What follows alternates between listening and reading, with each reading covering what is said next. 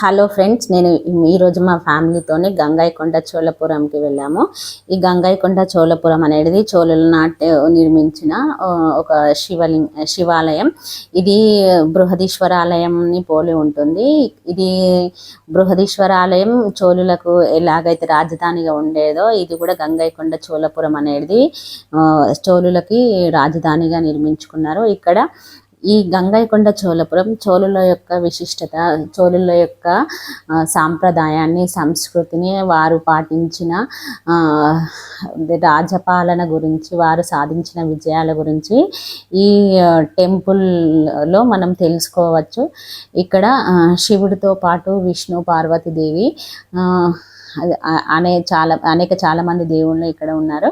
ఇక్కడ ఏంటిదంటే, ఇక్కడ మనం ఒకటి సింహగినారి అనే ఒక లేకుని బావిని చూడొచ్చు. ఇది సింహకినారి అనేది సింహము రెండు కాళ్ళు వెనుక కాళ్ళ పైన కూర్చొని ముందటి కాళ్ళ పైన నిలబడి ఉంటుంది. ఇది అక్కడున్న ప్రజలు వేసవి కాలంలో నీటి ఎద్దడిని తట్టుకోనికి, వాటికి నీటి సదుపాయం కలిగించడానికి వాళ్ళు ఈ బావిని అనేది తవ్విరు. ఇక్కడ మనము ఇదే కాకుండా ఉత్తర కైలాసం అనే ఇంకా గుడి కూడా ఉంటుంది. ఇక్కడ శివునికి సంబంధించిన ఇక్కడ అంటే మనము ఈ ఉత్తర కైలాసం టెంపుల్ని దర్శించుకున్నట్టయితే మనం కైలాసాన్ని దర్శించుకున్నట్టు ఉంటుందని ఇక్కడ ఒక నమ్మకం. ఇక్కడ రాజరాజేంద్ర చోళుడు తను సాధించిన విజయాలని, చోళులు గంగా నది వరకు సాధించిన విజయాలను అనేది ఇక్కడ నిర్మించిన కట్టడాల పైన మనం తెలుసుకోవచ్చు. ఇక్కడ గుడి చాలా ప్రశాంతంగా ఉంటుంది. ఇక్కడ ఎత్తైన గోపురం, నటరాజస్వామి విగ్రహాలు మనల్ని చాలా ఆనందాన్ని, ఆహ్లాదాన్ని కలిగిస్తాయి. అలాగే పిల్లలు ఆడుకోవడానికి చుట్టూ ఇక్కడ ఒక పార్కు లాగా ఉంటుంది అన్నమాట. అక్కడ పిల్లలు ఆడుకోవడానికి కూడా పచ్చదనాన్ని క్రియేట్ చేశారన్నమాట. ఇక్కడ ఈ గంగైకొండ చోళపురం విలేజ్ అనేది చోళుల ప్రాముఖ్యతను, వాళ్ళ సంస్కృతికి ఇది అద్దం పడుతుంది అన్నమాట. ఇక్కడ ఇదే కాకుండా మనము టెంపుల్ని చూస్తే ఒకే రాయి పైన నిర్మించిన గుడి అన్నమాట. అంటే చాలామంది కార్మికులు, భక్తులు ఎంతో శ్రద్ధతో, ఎంతో భక్తితో కొన్ని సంవత్సరాలు కష్టపడి ఈ ఆలయాన్ని అనేది నిర్మించారన్నమాట. ఈ ఆలయం సౌత్ ఇండియాలోని శివలింగాలలో అతిపెద్ద శివలింగం మనం ఈ గంగైకొండ చోళపురం టెంపుల్లోనే చూడవచ్చు. అక్కడ అది కనిపిస్తున్నది విగ్రహం ఉంది కదా, ఎత్తైన గోపురం. అక్కడ కనిపిస్తున్న బావి అనేది ఉత్తర కైలాసానికి సంబంధించిన బావి అన్నమాట. అందులో మనం మనసులో ఏమన్నా కోరికలు కోరుకొని అందులో మనము కాయిన్స్ అనేటివి వేస్తే మన మనసులో కోరిక అనేది నెరవేరుతుందని ఇక్కడ ప్రజల యొక్క నమ్మకం అన్నమాట. చూడండి, గుడి ఎంత ఎత్తైన గోపురం, కింద గ్రీనరీ, చిన్న చెట్లు. అంటే మనం గుడికి వచ్చినప్పుడు ప్రశాంతంగా ఉండడానికి మనకు చుట్టుపక్కల ఆ గ్రీనరీ, ఆకుపచ్చదనం, ఆహ్లాదాన్ని మనం ఆస్వాదించడానికి చాలా బాగా వాళ్ళు డెవలప్ చేశారు ఇక్కడ. మా పిల్లలైతే గుడికి వెళ్ళిన తర్వాత ఆ గుడి చుట్టూ ప్రదక్షిణాలు చేస్తూ అసలు చాలా ఎంజాయ్ చేశారు. యాక్చువల్లీ గుడి టైమింగ్స్ ఏంటంటే ఉదయం 6 గంటల నుంచి 12 గంటల వరకు అక్కడ మనకు స్వామివారికి పూజలు అనేటివి, అభిషేకాలు, అర్చనలు అనేవి జరుగుతాయి. 12 తర్వాత గుడి మూసివేయబడుతుంది. 12 నుంచి సాయంత్రం 4 గంటల వరకు అక్కడ గుడి అనేది మూసివేయడం. 4 తర్వాత మళ్ళీ ఓపెన్ చేస్తారన్నమాట. సాయంత్రం 4 నుంచి నైట్ 8 గంటల వరకు ఓపెన్ చేస్తారనమాట.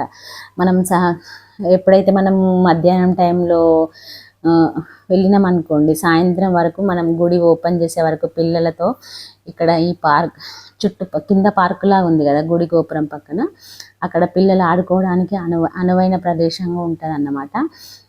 ఎంతో చల్లగా ఎంతో ఆహ్లాదంగా ఉంటుంది. ఇక్కడ మా చిన్నోడైతే టెంపుల్కి వచ్చిన తర్వాత వాడు అసలు చాలా శంభో శంభో అనుకుంటా ఆ గుడి చుట్టూ పరిగెత్తడం, ప్రదక్షిణాలు చేయడం, అసలు వాడిని ఆపడం నా వల్ల కాలేదు. తర్వాత మేము గుడి టైమింగ్స్ అంటే గుడి సాయంకాలం వరకు ఓపెన్ చేసే వరకు మేము వెయిట్ చేస్తాం. ఇక్కడ ఉన్న బావులు కానీ అంటే సింహకినారి కానీ కైలాసం ఉత్తర కైలాసం బావిని కానీ అక్కడ ఉన్న టెంపుల్స్ కానీ మేము సందర్శించి అక్కడ ఫొటోస్ తీసుకొని ఆ గుడి యొక్క ప్రాముఖ్యత ఏందో నేను క్షుణ్ణంగా తెలుసుకున్నాను.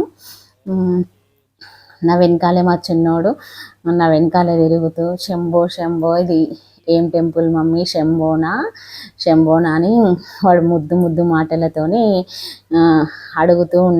అడిగాడు. ఇక్కడ నేను నంది దగ్గర మొక్కుతుంటే వాడు నా వెనకాలే దాక్కున్నాడు అన్నమాట.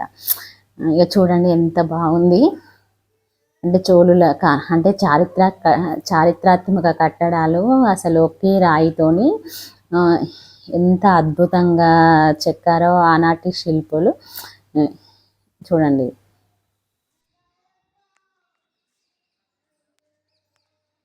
ఇది ఉత్తర కైలాసం గుడి. అయితే అప్పుడు ఆ టైంలో అంటే మధ్యాహ్న సమయంలో మూసేశారు కదా.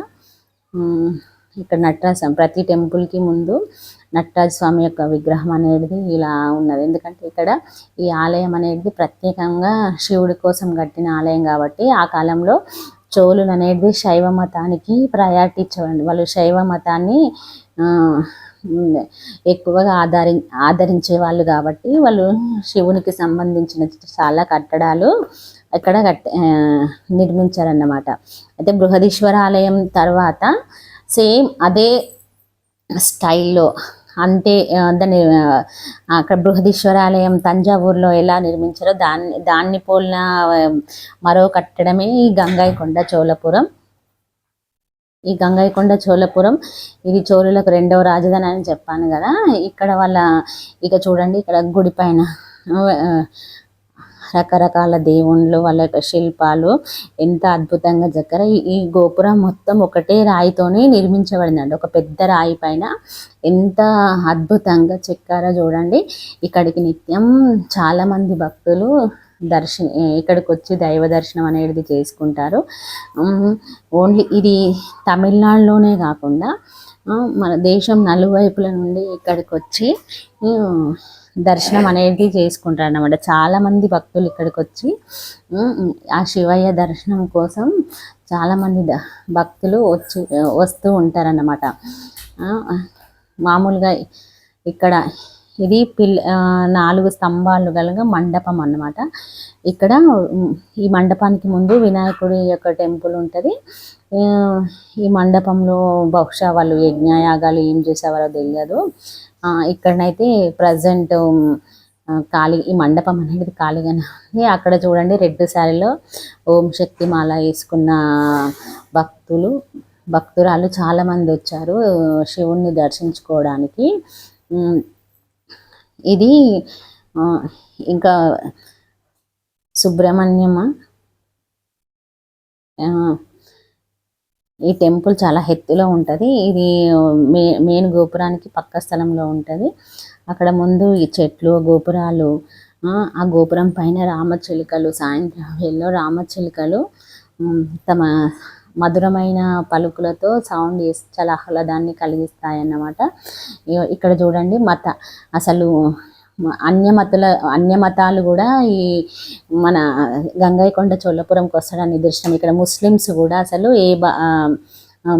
కూడా ఈ గంగైకొండ చోళపురాన్ని దర్శించుకుంటారు అన్నమాట. ఇక్కడ మామూలుగా తమిళనాడులో ఆల్మోస్ట్ నేను చాలా టెంపుల్స్లో చూసిన చాలామంది ముస్లిమ్స్ కూడా మన హిందూ అది టెంపుల్స్కు వస్తుంటారు అనమాట. ఇక్కడ ఏంటంటే మతం ముఖ్యం కాదు, భావం ముఖ్యం. అసలు మానవత్వం ముఖ్యం అనేది ఇక్కడ నాకు స్పష్టంగా అర్థమైందంటే దే అంటే సబ్కా మాలిక్ ఏకి అంటే అన్ని మతాల సారాంశము అన్ని మతాల సారాంశం అందరి దేవుళ్ళు ఒకటే అని వీళ్ళు ఇక్కడ ఉంటారు. మామూలుగా అయితే మనం కొన్ని ఏరియాలో అసలు ముస్లిమ్స్ క్రిస్టియన్స్ అనేది హిందూ టెంపుల్స్కి రారు, బట్ ఇక్కడ డిఫరెంట్గా వస్తారనమాట. ఇక ఇదే అండి లోపల